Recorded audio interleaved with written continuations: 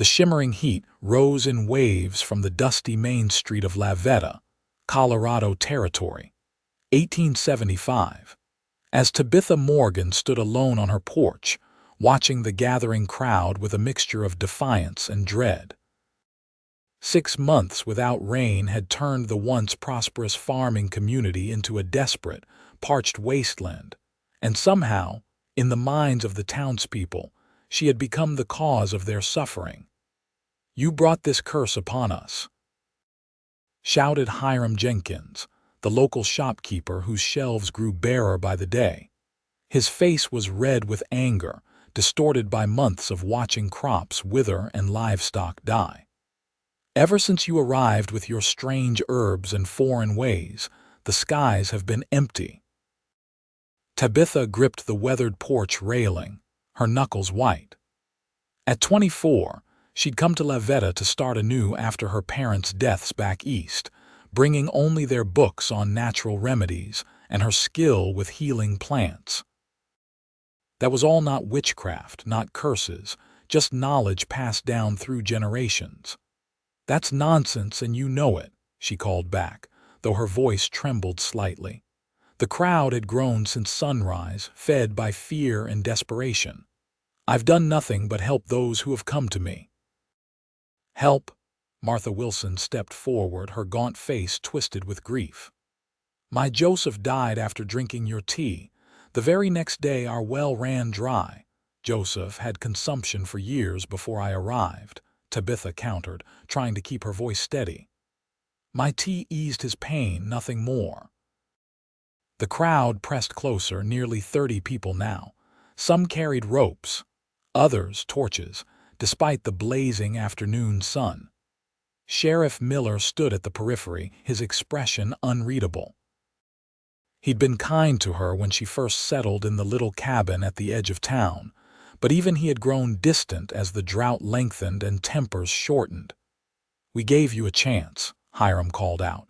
"We let you set up your little herb shop, and how do you repay us?" "By calling down this curse."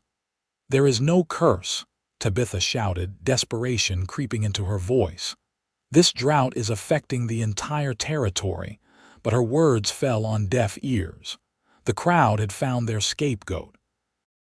In their minds, she was the reason their crops failed. Their children went hungry, their future looked bleak. It didn't matter that she'd spent hours mixing poultices for their ailments, delivering babies in the dead of night, teaching their children to read. She was different, and different was dangerous. Suddenly, the crowd parted. A tall man on horseback moved slowly through their midst. Dust clung to his weathered duster, and his face was partially obscured by the wide brim of his hat. The bay stallion he rode was the only well-fed creature Tabitha had seen in weeks. "What's all this about?" His voice was deep, with a slight drawl that marked him as not quite local. "Stay out of this, stranger," Hiram warned. "This doesn't concern you." The rider dismounted in one fluid motion, his spurs jingling as his boots hit the hard, packed earth. He pushed his hat back, revealing a face bronzed by sun and wind, with clear blue eyes that surveyed the scene with quiet authority. "When I see a mob surrounding a lone woman, it becomes my concern."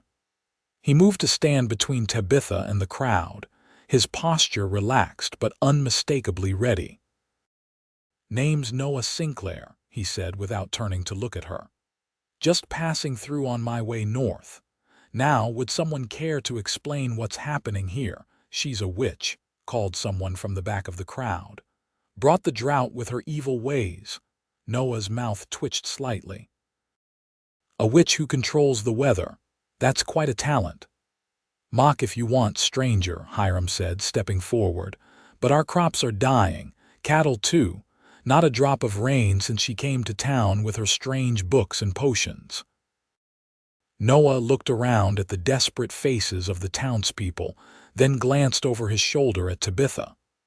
Their eyes met briefly, and something passed between them, an unspoken understanding. "I've ridden 100 miles in the last week," he said, turning back to the crowd. Every town I've passed is suffering the same. Unless this lady has been mighty busy cursing half of Colorado, I'd say nature's the culprit, not her." "We need someone to blame," cried Martha Wilson. "Someone to make it right. And how exactly would running her out of town or worse bring the rain?" Noah asked, his voice hardening slightly. "I've seen this before. People get scared, they look for easy answers. But driving out your only healer won't fill your wells or save your crops." Sheriff Miller finally stepped forward. "Folks, perhaps we should listen to the stranger. Violence won't solve our problems." "Then what will?" demanded Hiram. "We're dying here." Noah's hand moved casually to rest on his holstered pistol. "First thing is to disperse this mob. Second is to think clearly. I've come from the South where they're digging deeper wells. I've seen methods for conserving water that might help you stretch what you have." The crowd murmured, uncertain now. Noah's presence had disrupted their momentum, introduced doubt where there had been only conviction. "I'll help you," Tabitha spoke up, her voice stronger now. "I know plants that can survive with little water, ways to collect the morning dew. I've been trying to tell you, but no one would listen." Noah nodded slightly. "Seems to me you've got two choices. Work together to survive this drought or tear each other apart and guarantee none of you make it." There was a long silence. Then Sheriff Miller cleared his throat. "All right, everyone go on home. We'll meet at the town hall tomorrow to discuss solutions." He gave Noah a measuring look. "I'd be obliged if you'd attend, Mr. Sinclair. Share what you've seen elsewhere." Slowly, reluctantly, the crowd began to disperse. Some shot venomous glances at Tabitha. Others looked ashamed. Hiram lingered the longest, his face still twisted with anger, before finally turning away. When only Noah and Tabitha remained, she released a breath she hadn't realized she was holding. "Thank you," she said simply. "Though you may have just made yourself as unwelcome as I am." Noah shrugged. "Wouldn't be the first time." He turned to face her fully. "You all right, Miss Morgan, Tabitha Morgan?" She wrapped her arms around herself, suddenly aware of how vulnerable she felt. "And yes, I'm fine. They've been working up to this for weeks. I knew it was coming. Yet you stayed. This is my home now." She gestured to the small cabin behind her with its carefully tended garden of drought-resistant herbs. "Where would I go?" Noah studied her for a moment, taking in her simple calico dress, her honey-brown hair pulled back in a practical bun, the intelligence in her hazel eyes. She didn't look like a witch. She looked like a woman who'd carved out a place for herself in a harsh world. "Those remedies of yours," he said. "They work." "Yes," she answered without hesitation.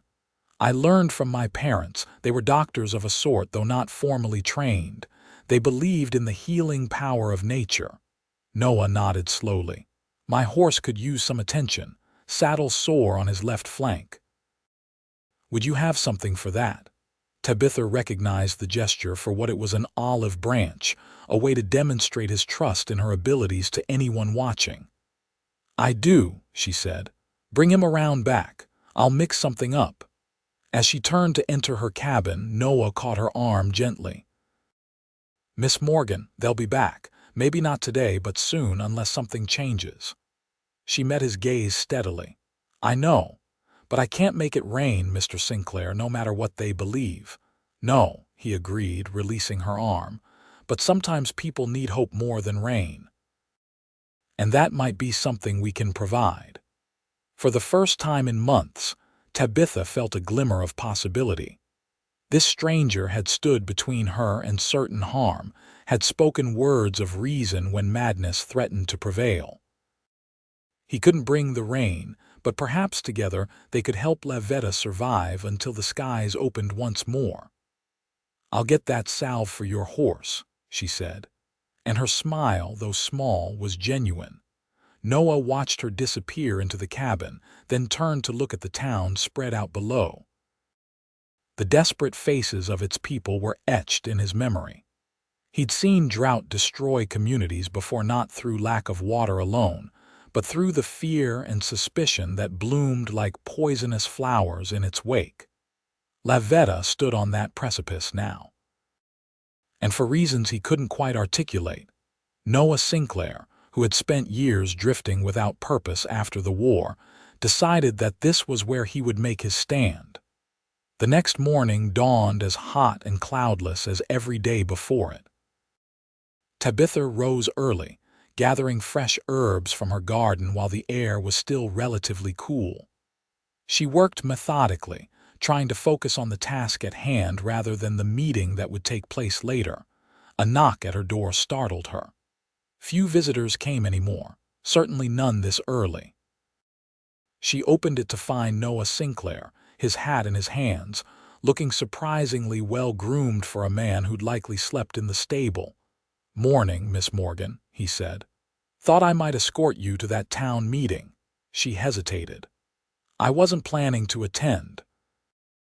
My presence would only inflame tensions." "Actually, that's exactly why you should be there." He leaned against the doorframe. "They need to see you as a person, not some mysterious figure on the edge of town they can blame for their troubles." "Mr. Sinclair, Noah," he corrected. "If we're going to face an angry town together, we might as well use first names." Despite herself, she smiled. "Noah, then. I'm Tabitha, though most people here just call me the herb woman these days. Tabitha suits you better." His eyes crinkled at the corners when he smiled. "About that meeting." She sighed, knowing he was right. "Give me a few minutes to change." When they walked together down the main street 30 minutes later, Tabitha was acutely aware of the stares and whispers that followed them. Noah kept a respectful distance beside her, but his presence was unmistakably protective. The town hall was already crowded when they arrived. A hush fell over the room as they entered. Noah guided her to a bench near the front, seating himself beside her. Sheriff Miller stood at a small podium, looking uncomfortable with the weight of leadership in such difficult times. "Folks," the sheriff began, "we're here to discuss solutions to our water situation. Not accusations, not fear-mongering, solutions." His gaze swept the room meaningfully. Hiram Jenkins immediately rose. "Hard to discuss solutions with the source of our problem sitting right here." "Mr. Jenkins," the sheriff warned, "that's exactly the kind of talk I won't have today." "It needs saying," Hiram insisted. Ever since she arrived, drought was already starting before Miss Morgan came to Veta. Noah interrupted, standing up. "Isn't that right, Sheriff?" Sheriff Miller nodded reluctantly. "Wells were running lower than usual last season. And the Mortons over in Pueblo lost their entire herd before Miss Morgan ever set foot in Colorado," Noah continued. "Unless she can curse places she's never been. Your theory has some holes in it, Mr. Jenkins." Murmurs rippled through the crowd. Tabitha could see uncertainty replacing conviction on some faces. "If I may," she said, rising to her feet. Her voice trembled slightly, but she forced herself to continue. "I understand your fear. I share it. This drought threatens all of us, but I have knowledge that might help. Plants that need little water but provide nutrition, methods to catch morning dew, ways to purify what water we do find." "And why should we trust you now?" Martha Wilson called out. "Because you need every resource available," Noah answered for her. "Because turning on each other guarantees failure." "Mr. Sinclair," the sheriff interjected, "you mentioned seeing some water conservation methods in your travels." Noah nodded and spent the next 15 minutes describing techniques he'd observed in Arizona and New Mexico territories: mulching to prevent evaporation, shade structures for gardens, water catchment systems. As he spoke, Tabitha watched the townspeople's expressions shift from skepticism to interest. Noah had a natural way of explaining complex ideas simply, without condescension. When he finished, Several people had questions, which he answered patiently. Miss Morgan and I could help organize these efforts, he concluded. Working together, we can stretch your water supplies until the rains return. And when will that be? Someone called out. Noah shrugged. I'm no rainmaker, but drought doesn't last forever. Nothing does. The meeting continued for another hour, evolving into a practical discussion of water conservation strategies and community cooperation. By the end, committees had formed to implement various measures. Tabitha had been assigned to work with a group of women on drought-resistant gardening, while Noah would oversee the construction of new water catchment systems. As people filed out, many still avoided looking at Tabitha directly, but the open hostility had diminished. It was progress, however slight. That went better than expected, she said quietly to Noah as they left the town hall. It's a start, he agreed, but we've got plenty of work ahead. She stopped to look at him. You're staying then? Noah's expression turned thoughtful. Seems I've found a place that needs what I can offer. Been a while since that happened. And what is it you can offer exactly? She asked, genuinely curious about this man who had appeared so fortuitously when she needed him most. Good question. He smiled slightly. I fought in the war, learned about survival in harsh conditions. After that, I drifted, picked up odd skills here and there. Engineering, a bit of medicine, animal husbandry. He shrugged. Jack of all trades, master of none, as they say. Sometimes that's more valuable than mastery of just one thing, Tabitha observed. Especially now. They walked in companionable silence for a moment. Then Noah asked, Would you show me your herb garden? I'm curious about these drought-resistant plants you mentioned. Tabitha hesitated only briefly before nodding. Few people had shown interest in her knowledge recently. I'd be happy to. As they walked toward her cabin, neither noticed Hiram Jenkins watching them from the shadows, his face dark with undiminished suspicion.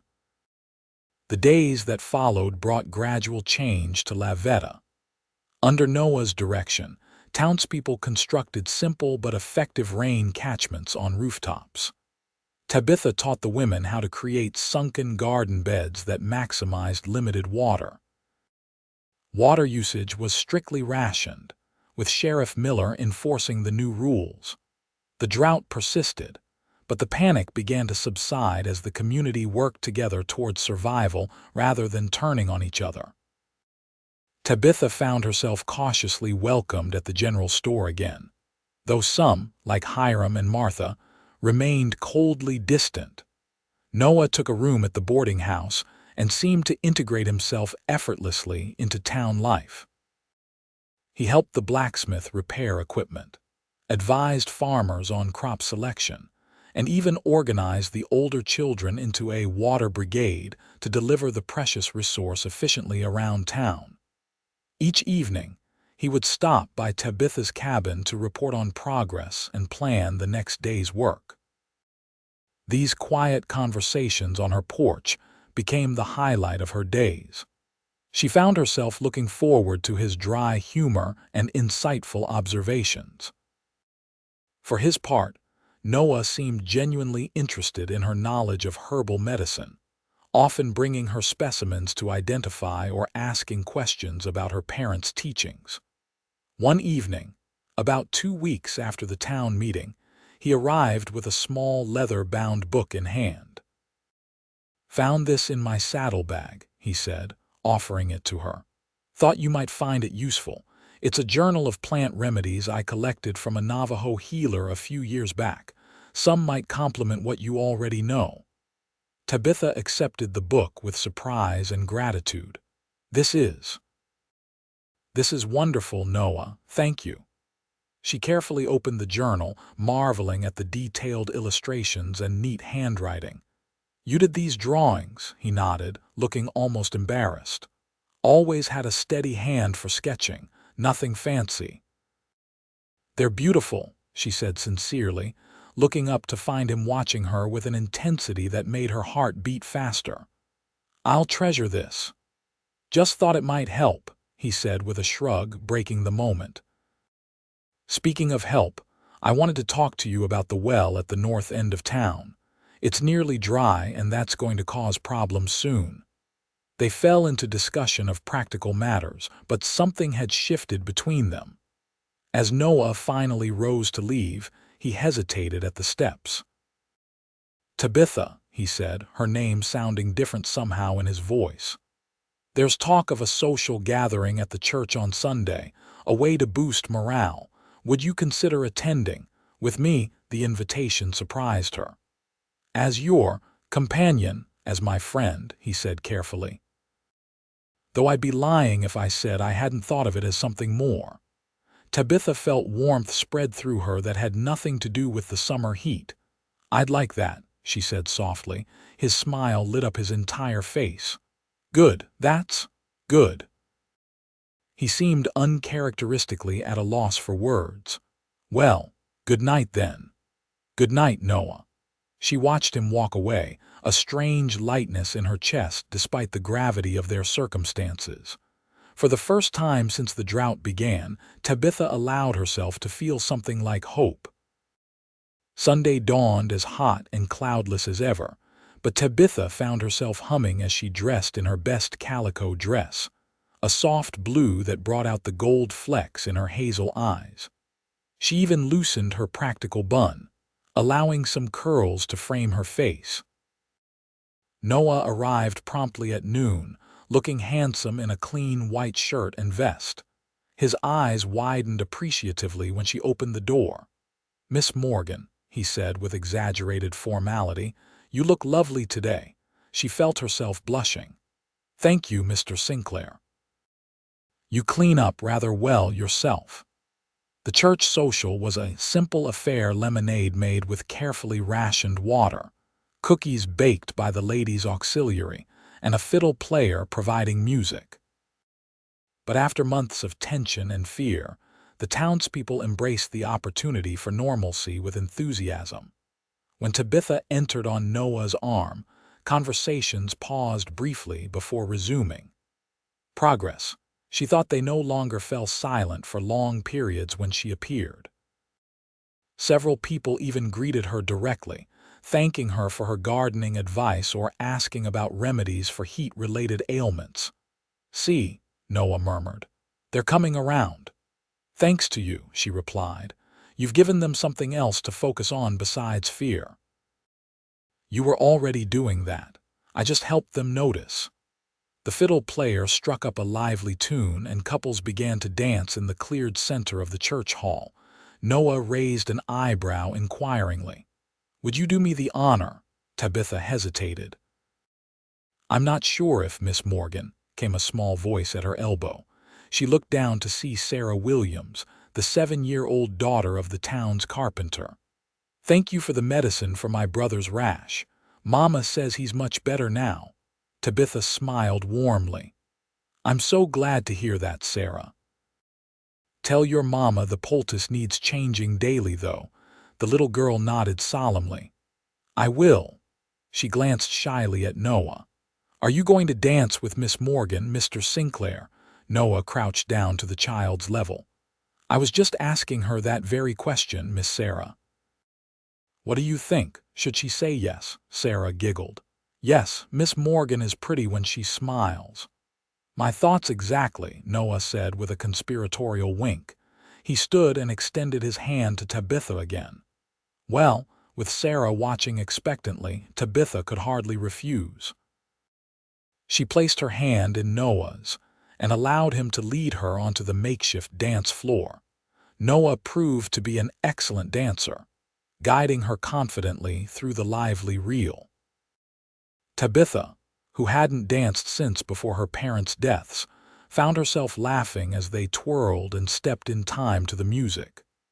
For a few precious minutes, the drought, the accusations, all of it faded away, and she was simply a young woman enjoying a dance with a handsome man. When the music shifted to a slower waltz, Noah drew her slightly closer, his hand warm against her waist. You dance beautifully, he said, his voice low enough that only she could hear. "It's been a long time," she admitted. "I'd almost forgotten how enjoyable it could be." "Some things you never truly forget," he said, his blue eyes intent on hers. "They just wait for the right moment to return." The charged moment was interrupted by a commotion near the refreshment table. Hiram Jenkins, red-faced and clearly having consumed something stronger than lemonade, was arguing loudly with Sheriff Miller. "This is madness," Hiram shouted, gesturing wildly. "Playing music and dancing while our town dies, and now you've all embraced the witch and her drifter." Noah immediately moved to place himself between Tabitha and Hiram, but she laid a restraining hand on his arm. "No," she said quietly. "Let me." She approached Hiram calmly, aware that the entire gathering had gone silent, watching. "Mr. Jenkins," she said evenly, "I understand your frustration, we all feel it. But this gathering is meant to give people a moment of respite from their worries. Please don't spoil it." "Respite?" Hiram sneered. "While my store shelves empty and my family goes hungry. While you and your stranger turn everyone against me with your fancy water tricks." "No one is against you," Tabitha said gently. "We're all struggling together." "All except him." Hiram jabbed a finger toward Noah. "Conveniently arrives just when the witch needs defending. Never seen a drought-stricken drifter with such a fine horse and full saddlebags. Makes a person wonder." Noah stepped forward. "Mr. Jenkins, you've had enough to drink. Why don't you head home and rest?" "Don't tell me what to do." Hiram's voice rose. "I've lived in Veta for 15 years. Who are you to come here and start giving orders?" Sheriff Miller moved between them. "That's enough, Hiram. Go home before you say something you'll regret." "Too late for that," Martha Wilson spoke up from the crowd. "He's right. We were too quick to follow the stranger's lead. How do we know his methods will work? The drought's still here, ain't it?" The atmosphere in the church hall had shifted palpably. Tabitha could feel the fragile trust they'd built beginning to crumble as people's deepest fears resurfaced. "The methods are working," Noah said firmly. "Your water is lasting longer. The catchment systems are collecting every drop of dew. Miss Morgan's gardens are growing despite the drought." "But no rain," someone called out. "No one can make it rain," Tabitha said, frustration edging into her voice. "Not me, not Mr. Sinclair, not anyone in this room." "Maybe not," Hiram said, his eyes narrowing, "but I'm starting to wonder if someone might be stopping it." A murmur ran through the crowd. Sheriff Miller raised his hands. "Now hold on, that's just foolishness talking." "Is it?" Hiram pressed. "Strange things happen around her. Animals die, wells dry up, and now this stranger appears from nowhere to defend her. Too convenient by half." Noah's posture had tensed, his hand drifting unconsciously toward his holster. Tabitha touched his arm again, a silent plea for restraint. "Mr. Jenkins," she said, her voice steady despite her racing heart, "you're upset, and you have every right to be. We all do. But accusations won't bring rain. Working together gives us our best chance of survival." "She's right, Hiram," said Thomas Cooper, one of the farmers who'd been working closely with Noah. "My fields are holding moisture better with those new methods. We might actually get a small crop this year." Others began to voice similar observations, and gradually the tension eased. Sheriff Miller firmly escorted Hiram from the church, and slowly the social resumed, though with a more subdued atmosphere. Noah guided Tabitha to a quiet corner. "Are you all right?" he asked, concern evident in his face. "Yes," she said, though she couldn't quite keep the tremor from her voice. "It was bound to happen. The fear hasn't gone away, it's just been temporarily displaced." "He's a troublemaker," Noah said grimly. "And he's got a personal vendetta against you that goes beyond the drought. Any idea why?" Tabitha hesitated, then sighed. "His wife came to me for help last year." "She was? with child, but not his child. Noah's eyebrows rose. Ah, and did you help her? Not in the way he thinks, Tabitha said quickly. I gave her tonics to strengthen her for the birth. The baby came early and didn't survive. She nearly died herself. Hiram blamed my remedies, but the truth is, she was frail to begin with, and the pregnancy was difficult from the start. And he's carried that grudge all this time. It's easier to blame an outsider than face painful truths, Tabitha said softly. I understand that. I just didn't expect him to turn the whole town against me when the drought came. Noah's expression was grim. People in fear are capable of terrible things. I've seen it, in the war, during and after. His eyes took on a distant look. I fought for the Union. Saw men I thought I knew become monsters when they were afraid or hungry or both. And after, during Reconstruction. Well, fear didn't end with the fighting. Tabitha studied his face, sensing there was much more to his story than he was revealing. Is that why you've been drifting ever since? What you saw during the war? Noah's gaze returned to her, a sad smile touching his lips. Partly. Lost my family farm in Pennsylvania while I was away fighting. Nothing to go back to, and I came back, different, restless, couldn't settle. Until now, she asked quietly. He held her gaze, something unspoken passing between them. Maybe, though I'm not sure Veta is ready to accept either of us permanently yet. The social was winding down, people departing in small groups. Noah offered Tabitha his arm. May I walk you home? She nodded, suddenly very aware of his presence beside her, the solid strength of him. As they stepped outside, the relentless sun was finally setting, painting the dusty street in golds and oranges. It's beautiful in its way, she observed, even in the midst of drought. Beauty exists alongside suffering, Noah agreed. Sometimes it's hard to see, but it's there. They walked in companionable silence until they reached her cabin. On the porch, Tabitha turned to face him. Thank you for today. Despite Hiram's outburst, it was the most normal I've felt since. Well, since before the drought. Noah took her hand gently. Tabitha, a gunshot cracked the evening stillness. Noah instinctively pushed Tabitha down, shielding her with his body as he drew his pistol in one fluid motion. Get inside, he ordered, scanning the area for the source of the shot. Noah, now. His voice brooked no argument. Tabitha scrambled inside, her heart pounding. Through the window, she watched as Noah moved cautiously down the porch steps, his pistol held ready. A second shot kicked up dust near his feet. He dove for cover behind the water barrel at the corner of the cabin. Sinclair, a voice called from the shadows across the road. This ain't your fight. Leave the witch to us and you can ride out unharmed. Tabitha recognized Hiram's voice, slurred with drink and rage.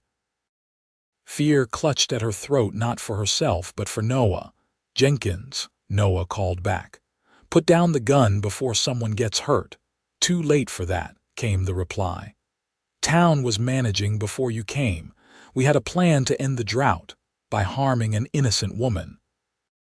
Noah's voice was controlled, but Tabitha could hear the anger underneath. That's not a plan, it's a crime. She ain't innocent, she's cursed us all. A third shot splintered the porch railing. Noah returned fire, a warning shot aimed high. That's your only warning, Jenkins, he shouted. The next one won't miss. Suddenly, new voices joined the confrontation. Sheriff Miller and several townsmen appeared, approaching cautiously from both directions. Hiram, the sheriff called. Drop the weapon. This madness stops now. Tabitha held her breath, watching the shadowy standoff. For a moment, everything was still. Then Hiram emerged from the darkness, his rifle still in his hands, his face contorted with rage and desperation. You're all blind, he shouted. Can't you see? They're in it together. They want our town to die. Put the gun down, Hiram, Sheriff Miller said firmly, his own weapon trained on the shopkeeper. "Nobody needs to die today." Hiram's gaze darted wildly between the sheriff, the gathering townspeople, Noah, and Tabitha's window. For a terrible moment, Tabitha thought he would raise his rifle again. Then his shoulders sagged, and the fight seemed to drain out of him. The rifle dropped to the ground. Two men immediately moved to restrain him. As they led him away, he looked back once, his eyes finding Tabitha at the window. The hatred there made her step back involuntarily. Noah holstered his pistol and spoke briefly with Sheriff Miller before returning to the cabin. Tabitha opened the door with shaking hands. "Are you all right?"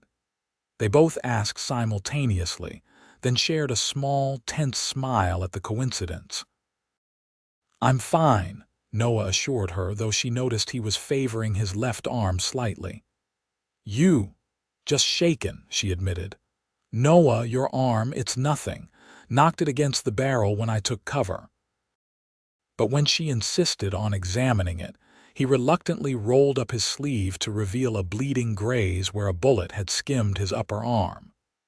"This is not nothing," she said firmly, already moving to gather her medical supplies. "Sit down and let me clean that before it festers." He obeyed, watching as she efficiently prepared a basin of clean water and gathered herbs and bandages. Her hands were steady now, focused on the task at hand. "You've done this before," he observed as she began cleaning the wound. "Too many times," she confirmed.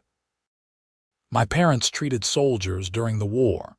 Union and Confederate both. They didn't distinguish when it came to suffering." She worked in silence for a few minutes, applying a poultice of herbs to draw out any infection before bandaging the arm neatly. "There," she said, securing the bandage. "Keep it clean and let me change the dressing tomorrow." Noah caught her hand as she finished. "Tabitha, he could have killed you. Or you," she countered, suddenly overwhelmed by that reality. "Noah, you shouldn't have put yourself at risk for me." "I made my choice the moment I rode into town," he said quietly. "And I'd make it again." Their eyes held, and the air between them seemed to thicken. Noah gently tugged her hand, drawing her closer until she was standing between his knees as he sat. With his good arm, he reached up to touch her face, his fingers tracing the curve of her cheek with wonder. "I've known you less than a month," he murmured. "Yet I can't imagine riding away from here from you when this is over." Tabitha's heart hammered in her chest. "Is it over?" "Hiram's in custody, but the drought remains, and others may share his suspicions." "The drought will end," Noah said with certainty, "and when it does, the fear will wash away with the first rains." His thumb brushed her lower lip. "The question is, what remains after that, for us?" Instead of answering with words, Tabitha leaned down and pressed her lips gently to his. It was a tentative kiss, a question in itself. Noah responded with restrained passion, his hand sliding to the nape of her neck, drawing her deeper into the kiss. When they parted, both slightly breathless, Tabitha rested her forehead against his. "I don't know what the future holds," she whispered, "but I want to face it with you beside me."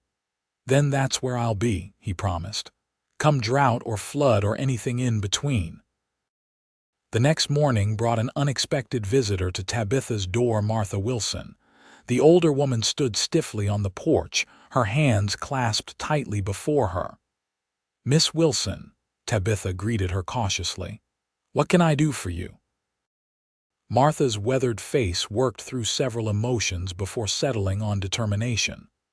"May I come in, Miss Morgan? I find I need to speak with you." Surprised, Tabitha stepped back to allow her entry. Martha had been one of her most vocal accusers, second only to Hiram in her conviction that Tabitha was responsible for the drought. Once inside, Martha remained standing, taking in the neat interior of the cabin with its bundles of drying herbs and shelves of carefully labeled bottles.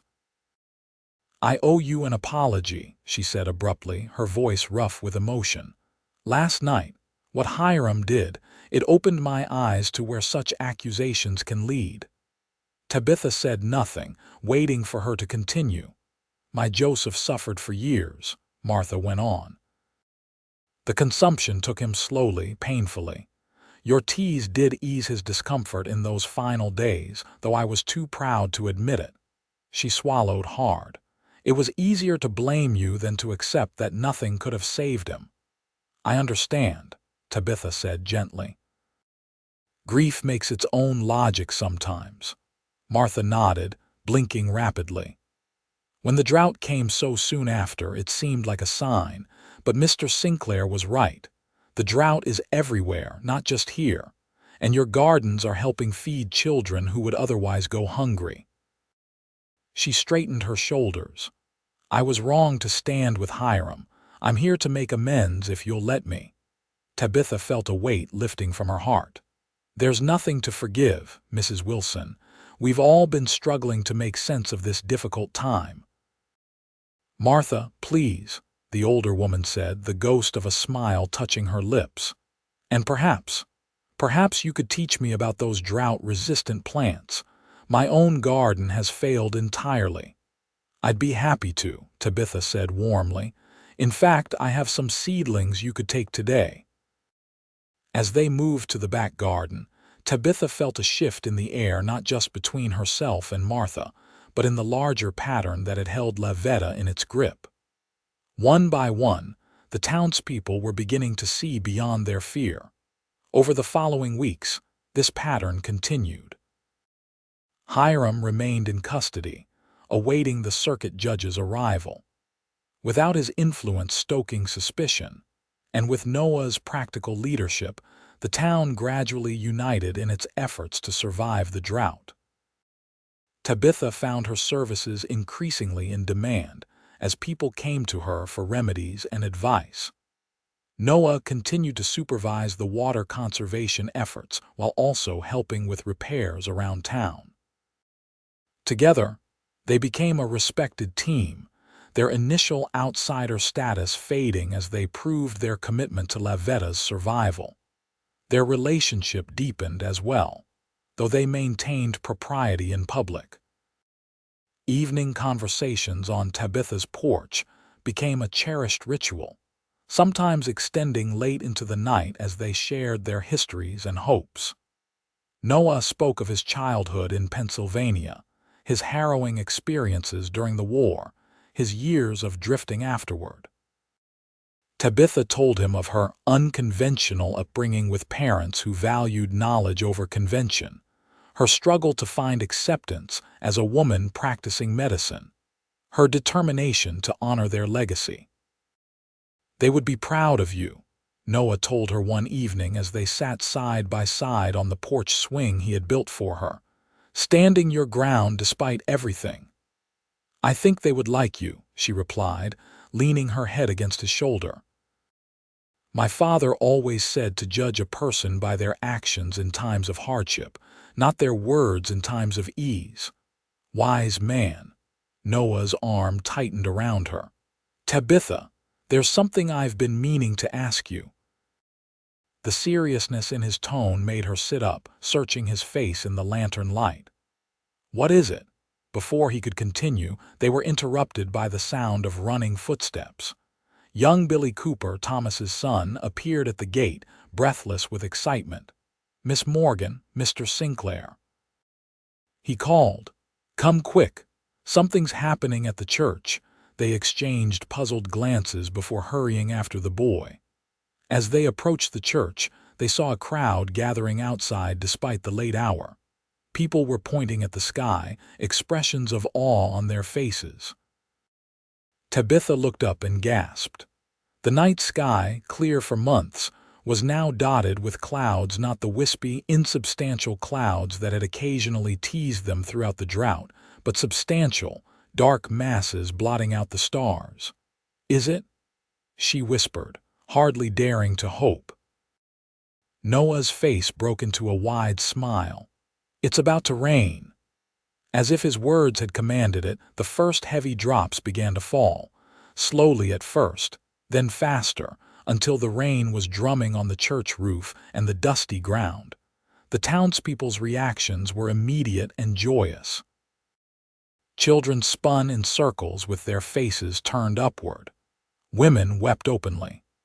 Men clasped each other's shoulders in wordless celebration. Even the most dignified citizens abandoned restraint, standing bareheaded in the downpour.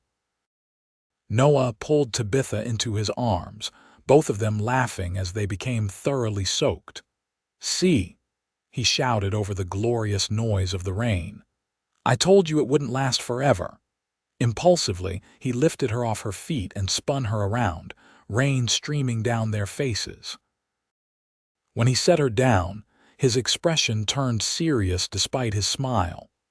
Without releasing her, he dropped to one knee in the mud, looking up at her with raindrops clinging to his eyelashes. "This wasn't how I planned to ask," he said, taking her hand, "but I can't think of a more perfect moment." "Tabitha Morgan, I love you. Will you marry me?" Tabitha's heart soared higher than the rain clouds. "Yes," she said, pulling him to his feet. "Yes, Noah Sinclair, I will marry you." He kissed her then in front of the entire town as the blessed rain continued to fall around them. No one objected. No one whispered accusations. In that moment of collective joy, the last vestiges of suspicion were washed away. The rain continued steadily for 3 days, replenishing wells and bringing life back to the parched earth. When it finally stopped, Veta emerged transformed not just by the renewed landscape, but by the bonds forged during the drought. Sheriff Miller released Hiram from custody with a warning. The shopkeeper, subdued now and perhaps a bit ashamed, avoided Tabitha and Noah but made no further trouble. Some wounds would take longer to heal than others. 2 weeks after the rain began, Tabitha and Noah were married in the church where they had danced together during the social. The building was filled to capacity with townspeople who had once feared her, but now celebrated their union. Martha Wilson helped Tabitha prepare for the ceremony, pinning wildflowers into her loose curls. "Never thought I'd see the day," the older woman said fondly. "Our herb woman a blushing bride." "Neither did I," Tabitha admitted. "I'd resigned myself to being alone." "Well, he's a good man," Martha said decisively. "Stood by you when it mattered. Can't ask for more than that." The ceremony was simple but joyous. Noah, handsome in a new suit, watched Tabitha walk toward him with undisguised adoration. They exchanged vows that acknowledged the unusual circumstances of their meeting, while promising a future built on the foundation of trust they had established. "I rode into Veta with no intention of staying," Noah said, his voice carrying clearly through the church. "Now I can't imagine being anywhere else. You showed me what it means to stand firm in your convictions, to help others even when they fear you. I promise to stand beside you through whatever storms may come, literal or otherwise." Tabitha's eyes shimmered with happy tears as she responded. "You defended me when I was alone against the world. You saw value in me when others saw only a scapegoat. I promise to be your partner in all things, to build a life with you that honors the courage and compassion you've shown me." As the preacher pronounced them husband and wife, a cheer went up from the congregation. The celebration continued at a feast prepared by the entire town, the first real abundance they had enjoyed in months. Later, as they danced under lanterns strung across the town square, Noah pulled Tabitha close. "Happy, Mrs. Sinclair." "Impossibly so," she answered, still getting used to her new name. "Though I keep expecting to wake up and find it was all a dream." "Not a dream," he assured her, spinning her under his arm. "Though I admit, when I rode into town that day and saw a mob surrounding a beautiful woman, I never imagined this outcome." "What did you imagine?" she asked curiously. "Honestly, I thought I'd help diffuse the situation and be on my way by sunset." He shook his head in wonder. "Instead, I found the one place and the one person that could make me want to stop wandering. And I found someone brave enough to stand between me and danger," she said softly. "Someone who saw me clearly when everyone else was blinded by fear." As the evening wore on, they slipped away from the celebration to the cabin that would be their home until the larger house Noah had begun building was complete. On the porch where they had shared so many conversations, he swept her into his arms. "Welcome home, Mrs. Sinclair," he said, carrying her across the threshold. Their life together unfolded with the changing seasons. The rains had come in time to save most of the crops, and the harvest was modest but sufficient. Noah's knowledge of engineering and construction made him valuable to the growing town, while Tabitha's healing skills continued to earn respect and gratitude. They expanded her herb garden, incorporating plants from Noah's travels alongside her traditional remedies. The house he built for them included a dedicated room for her to see patients and prepare medicines. They became fixtures in Veta, their initial outsider status long forgotten. Even Hiram Jenkins eventually made a grudging peace with them. When his youngest daughter fell ill with fever the following winter, he swallowed his pride and came to Tabitha for help. Her remedies broke the fever within days, and though Hiram never apologized directly, the basket of goods from his store delivered to their doorstep afterward spoke volumes. A year after their wedding, as spring brought new life to the land, Tabitha shared news of her own with Noah. "A baby," he repeated, his face alight with wonder as he placed his hand gently on her still flat stomach. "Our baby. Due in the fall," she confirmed, covering his hand with her own. "Are you happy?" "Beyond words," he assured her, gathering her close. "Though I must warn you, I know nothing about babies," she laughed. "Neither do I, really. We'll learn together." Their son, James Thomas Sinclair, was born on a crisp October day. He had his father's blue eyes and his mother's determined spirit. Noah proved a natural father, as devoted to his son as he was to his wife. 2 years later, they welcomed a daughter, Elizabeth Rose. The family of 4 filled their home with laughter and love. Noah continued to take on building projects around Veta and neighboring towns, while Tabitha balanced motherhood with her healing practice, often carrying her children with her when she visited patients. Veta prospered in the years that followed. The railroad came through, bringing new opportunities and connecting them more closely to the wider world. Noah was appointed to the town council, his practical approach to problem-solving valued by a community that remembered how he had helped them survive the drought. Tabitha established a proper apothecary in town. Combining traditional remedies with modern medical knowledge, she gained through correspondence with doctors in Denver. Young women eager to learn the healing arts came to apprentice with her, ensuring her knowledge would be passed on. On their 10th wedding anniversary, Noah surprised Tabitha with a special gift, the deed to a plot of land on the edge of town, with plans for a small hospital. The town council approved it unanimously, he told her as she examined the architectural drawings with tears in her eyes. "They're calling it the Morgan Sinclair Clinic in honor of your parents' legacy and your service to Veta." "Noah," she breathed, overcome with emotion, This is everything I ever dreamed of." "You deserve it," he said simply. "You've healed more than bodies in this town. You helped heal a community broken by fear and suspicion." "We did that together," she corrected him, leaning into his embrace. "I couldn't have done it alone." That evening, as they sat on the porch of the home they had built together, watching their children play in the yard, Tabitha reflected on the strange journey that had brought them to this point. The drought that had nearly destroyed her had ultimately led to her greatest happiness.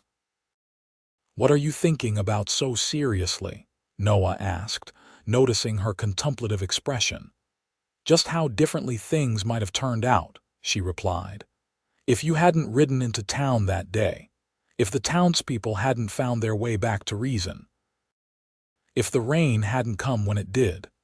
But it did, he reminded her, taking her hand. All of it happened just as it should have. Do you ever regret it? She asked suddenly. Settling down here instead of continuing your travels. Noah smiled, the lines around his eyes deepening, lines earned through years of laughter rather than hardship. Not for a single moment. I was lost before I found you, Tabitha, wandering without purpose. He looked out at their children, then back to her face, which was as dear to him now as it had been when he first saw her standing defiantly on her porch. You and Veta gave me something worth staying for, worth building. A home, a family, a future. Even though it began with a drought and an angry mob, she teased gently. Especially because of that, he replied seriously. It showed me who you truly were: brave, steadfast, compassionate even in the face of fear and hatred. How could I not fall in love with a woman like that? As the sun set over the mountains that cradled their valley, painting the sky in brilliant orange and gold, Tabitha leaned her head against her husband's shoulder, perfectly content. The drought had long since faded into memory, just one chapter in the ongoing story of Veta. But the love that had bloomed in that parched earth continued to flourish, nourished by years of shared joys and challenges, growing stronger with each passing season. Their children called to them, eager to show off a treasure they'd discovered in the garden. Noah and Tabitha rose together, hands still linked, and went to join them, a family forged in adversity, tempered by love and blessed beyond measure. In Veta, Colorado, people still tell the story of the Great Drought of 1875 and how it nearly tore their community apart. But they also tell of the herb woman who was wrongly blamed, the drifter who stood between her and harm, and how together they helped save the town not just from thirst, but from its own fear. It's a story of redemption, of finding love in unexpected places, and of the healing power of rain after a long, dry season of the soul. And in the Morgan Sinclair Clinic, which still stands today, a portrait hangs in the entrance hall: Tabitha and Noah in their later years, surrounded by their children and grandchildren. Beneath it, a simple inscription reads, "From drought came our greatest blessing. May all who enter here find healing for body and spirit."